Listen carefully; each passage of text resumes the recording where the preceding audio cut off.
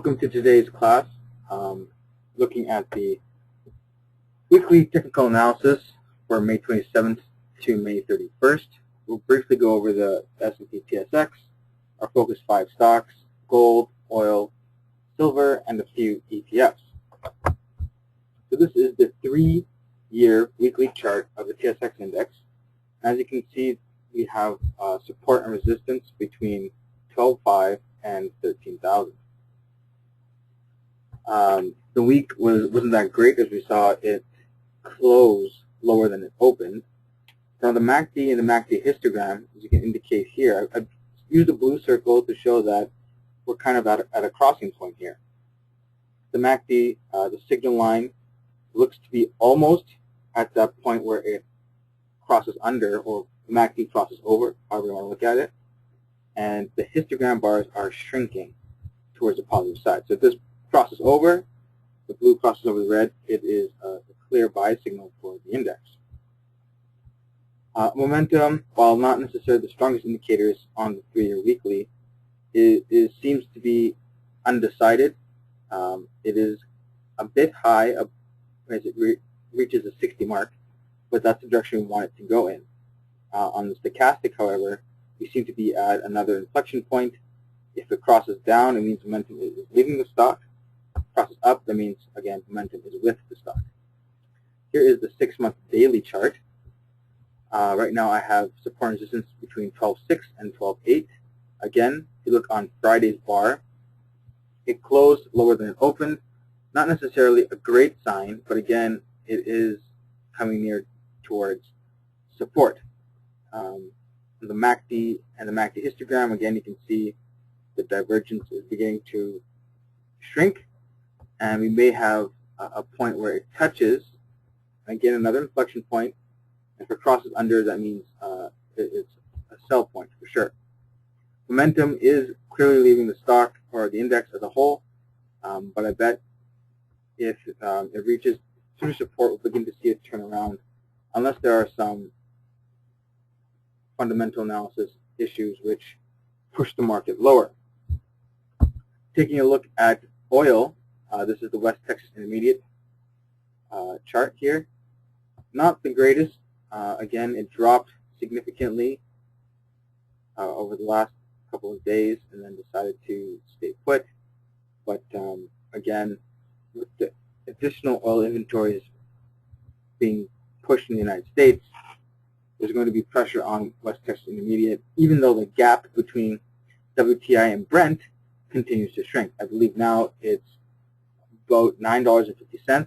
So oil producers are beginning to see higher profits, as the price of oil has definitely increased from its lows from around 86 all the way to 92. So that's going to help their profits as a whole. But again, there's a lot that needs to be done before we can see oil producers, especially oil sands producers, benefit greatly from the increased price in oil. Here's a chart for Enbridge, the 3-year weekly chart. And again, you can see a huge decline here this week for a variety of reasons. And Verco selling the shares at $46.25, plus the DC government saying pretty much no to the Northern Gateway pipeline that Enbridge is trying to push through. I believe that something will be done for sure to get that pipeline built. A, it doesn't have the same issues with Keystone because it's all within Canada, and B, the federal government can push it through. But I believe Enbridge will continue to beef up its proposal, maybe add some more capital, add higher safeguards, do what is necessary to get that pipeline built. But just on the technical side of things, we can see a huge drop here this week. MACD is definitely crossed over, so if you're looking for an entry point, next couple of days may be a good place to be. Momentum is definitely out of the stock, as there's been high selling. 6-month daily chart. For a long time, Enbridge has been between this nice resistance, support and resistance. We've seen it cross down, break through the 46. It didn't reach 44, which is a good sign, especially as it closed just below where it opened. Again, if you're looking strictly at the MACD and the histogram, you'll see some very, very poor news.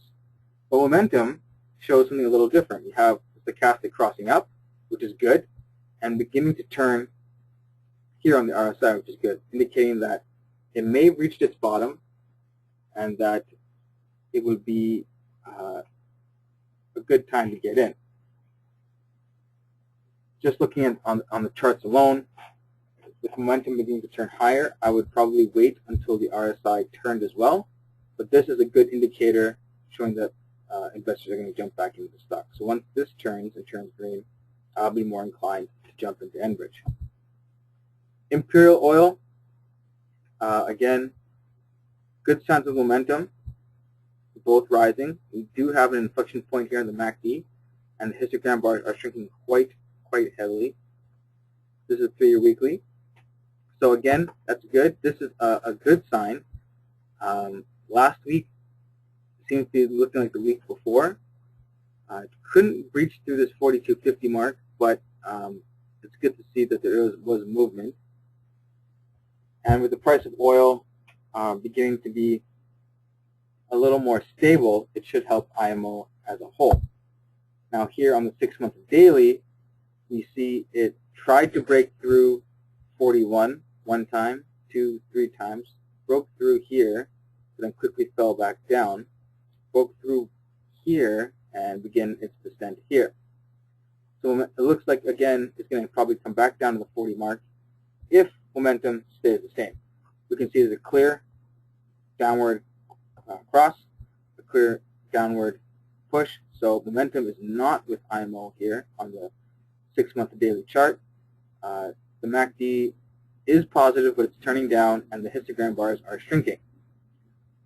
Again, as you look on Friday, it closed lower than it opened. So again, not a good sign. But again, if you can get it around its support, you can see what it does when it comes towards the 40, goes up towards 41, and comes back down. So that is something you may be interested in. You may want to watch that as well. Suncor. On its 3-year weekly chart, you can see it's very, very range bound between $27.50 and $35. The last couple of weeks, it stayed above $32.50, but this week it closed lower, showing that momentum is below. But we did have a crossover here, and on the MACD, and the histogram bars, while it might be difficult to see, are still positive and are about the same height. So that's a good sign for the long-term strength of the stock. We may see it turn up higher again, but just based on the technicals, I would be a little wary as it begins to pull back down towards 27.50. On the 6-month daily, red, red, and more red. Couldn't keep above 32, closed down much lower. Looks like there are some historical references at 31, but more likely it's going back down to 30. Negative crossover, not a good sign. Histogram bars are growing in their divergence on the negative side. Again, not a good sign. The RSI momentum is quickly leaving the stock. Hasn't quite reached around the 20 mark yet, but it's a sharper descent than usual compared to the last couple of days. You can see it kind of meandered up slowly, but the descent is quite sharp. And of course, you can see a very sharp negative crossover here on the stochastic. So again, with momentum leaving the stock, you may not want to jump in right away. Royal Bank, not looking so good as it crossed below this support line, the 62.50. Part of the reason why banks are showing some weakness is due to concerns about the mortgage industry, concerns about where banks are going to find their capital next. Earnings came out last week. They were obviously good, but they didn't surprise the market. The markets wanted to be surprised. They wanted to see growing signs of growth. They didn't see that. They just saw the regular increase, which obviously investors want to see a higher return. So they sold off some of their stocks last week. And again, MACD had a negative crossover down here and continuing to go lower. The bars may be rising, but the direction of the lines is trending down. And again, momentum, not with the stock at all. Looking at the 6-month daily, broke through 62. Hitting the 61 mark looks like a possibility. We do have an inflection point here on the MACD, and if that crosses down, you know that it's going to be more downward pressure on the stock. And if you look at the momentum, very, very sharp declines. So people have sold out the stock quite a bit. From $64 on Wednesday, Thursday was down, Friday was down again. So very steep decline. You could see it bounce back at the $61 mark. I'll be patient and wait and see what the stock does before jumping in with both feet. TD, a bit of a different story. It closed above its 84 mark, which is good. And we can see that there is a crossover point happening on the weekly chart. Maybe next week we'll see it crossed over and we'll see some growth in TD. Momentum is there, which is good, but this is what we're waiting for to see on the weekly chart. The daily, the daily looks to be a little bit not as enticing. MACD looking good. Histogram's a little bit diversion here. RSI and stochastic showing that the momentum is leaving the stock a bit. You can see Thursday, Wednesday, Tuesday, Monday. So Monday to Thursday was good, indicated by the rising momentum. Friday, people began to take some profits, and of course TD reported, I think. So again, you need to be wary. If it holds the 84 and begins to rise, we know things are good. If it crosses through 84, then we can understand the MACD will be crossing down as well, and momentum will be further leaving the stock. So again, watch and be wary. Plan for your trades before jumping in with both feet. Gold prices. This is a 6-month daily. Fell last week for sure. And of course, it's going to impact the ETFs. So let's take a look at how that impacts ETFs. This is the Gold Bullion Fund, CGL. Tracks gold as a pure play. And again, based 12 and 12.5, and couldn't break through this 12.5 and stay above 12.5. On Thursday, it just bounced through, but quickly came back down on Friday. So again, MACD showing what's happened during the week, but the momentum forecasting where it will be going, especially with this negative crossover, I would expect it to come back down towards 12, especially since the gold price is not moving higher. Looking at the Horizons Beta Pro Gold Bear Plus, otherwise known as HGB. So remember, if it goes up 10 cents, this will go down by 20 cents. And if it goes down by 10 cents, this will go up by 20 cents. That's 200% reversal there. So it's a Bear Plus ETF. Of course, when gold is rising, it didn't do so well, but now that it's beginning to fall, we're going to see that turnaround as indicated by the momentum here.